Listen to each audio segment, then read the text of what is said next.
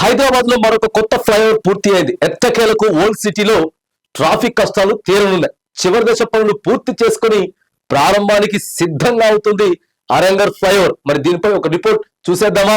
భాగ్యనగరంలో పెరుగుతున్న జనాభాతో పాటు వాహనాలు కూడా పెరుగుతున్నాయి. కోటికి పైగా జనాభా ఉన్న హైదరాబాద్ మహానగరానికి రోడ్డుపై పెరుగుతున్న ట్రాఫిక్ రద్దీ తీరని సమస్యగా మారింది. ప్రతిరోజు ఉదయం నుంచి రాత్రి వరకు లక్షల వాహనాలు రోడ్లపైకి వస్తున్నాయి. ఉదయం సమయంలో స్కూళ్లు, ఆఫీసులకు వెళ్లేవారు మరింతగా ఈ సమస్యను ఎదుర్కోవాల్సి వస్తోంది. ఈ ట్రాఫిక్ సమస్యకు ఫ్లైఓవర్స్ ఎంతగానో ఉపయోగపడుతున్నాయి.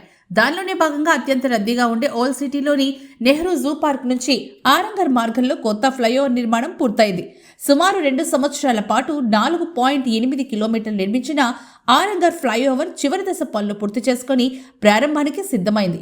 2021లో 686.80 కోట్ల అంచనా వ్యయంతో ప్రారంభమైనటువంటి ఆరంగర్ ఫ్లైఓవర్ 736 కోట్లతో నిర్మాణం పూర్తి చేసుకుంది.